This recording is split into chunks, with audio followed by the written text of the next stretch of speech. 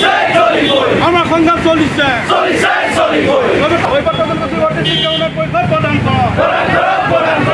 চৰকাৰখনক কিছু ক্ষেত্ৰত আমাৰ কথাখিনি শুনাৰ বাবে আমি ধন্যবাদ জ্ঞাপন কৰিছোঁ।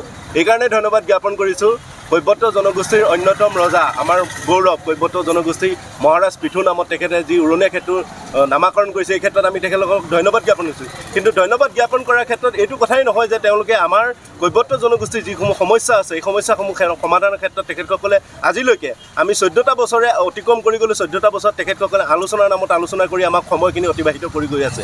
এই কথাটো আমি আজি আপোনালোকৰ প্ৰচাৰ মাধ্যমৰ জৰিয়তে এটা কথাই স্পষ্টকৈ জনাই দিব বিচাৰিছোঁ যে আমি কৈবৰ্ত জনগোষ্ঠীটো অতি সহজ আৰু সৰল, এই সহজ আৰু সৰল কৈবৰ্ত জনগোষ্ঠীটোৰ সুযোগত যদি তেখেতসকলে ল'ব বিচাৰিছে তেন্তে মূৰ্খৰ চগত তেখেতসকলে বাস কৰিছে।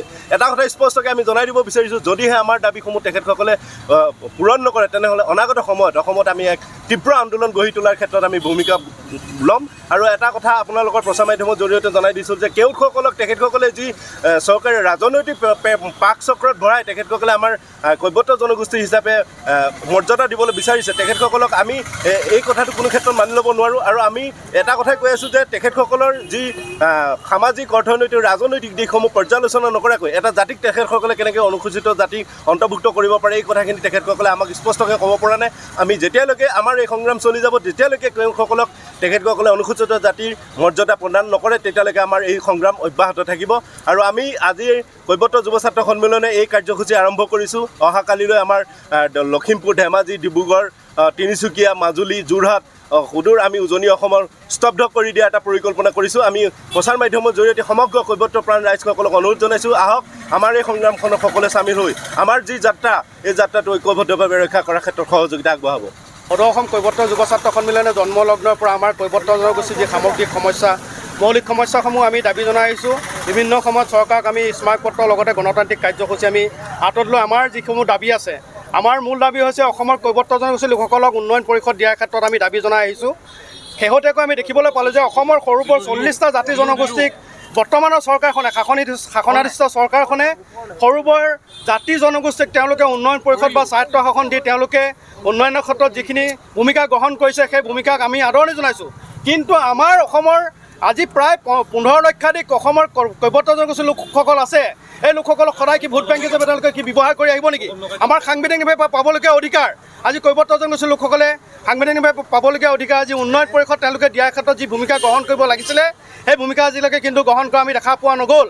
আজি আমাৰ এজন বিভাগীয় মন্ত্ৰী থাকি অসমৰ এজন বিভাগীয় মন্ত্ৰী থাকি তেওঁ অনুসূচিত সংৰক্ষিত আসনৰ পৰা তেওঁ আজি প্ৰতিনিধিত্ব কৰি অসমৰ social justice and empowerment minister আজি পীযুষ হাজৰিকাক আমি আজি প্ৰতিবাদস্থলীৰ পৰা সকীয়াই দিব বিচাৰিছোঁ যে তেওঁ আজি অসমৰ অনুসূচিত জাতিৰ কথা তেওঁ আজি এবাৰো উপস্থাপন নকৰি কৈবৰ্ত কথা এবাৰ উপস্থাপন নকৰি তেওঁ কেওট জনগোষ্ঠীক আজি অনুসূচিত জাতিক অন্তৰ্ভুক্ত কৰাৰ ক্ষেত্ৰত উঠিবই লাগিলে। আমি আমাৰ এই প্ৰতিবাদস্থলীৰ পৰা তীব্ৰ ভাষাৰে গৰিহণা দিছোঁ আৰু ধিক্কাৰ জনাইছোঁ। আৰু এনেকুৱা কাৰ্য অতি শীঘ্ৰে বন্ধ হ'ব লাগিব। অসমৰ চুবুৰীয়া ৰাজ্যত বসবাস কৰা কৈবৰ্ত জনগোষ্ঠীৰ লোকসকলে আজি PRC পাবলৈ সক্ষম হোৱা নাই। তেওঁলোক কিন্তু ভাৰতীয় নাগৰিক। PRC এখন যেতিয়া নাথাকে মানুহখিনি সাংবিধানিক অধিকাৰৰ পৰা বিভিন্ন সময়ত বঞ্চিত হ'বলগীয়া হয়, পঢ়া শুনাৰ ক্ষেত্ৰত বঞ্চিত হ'বলগীয়া হয়।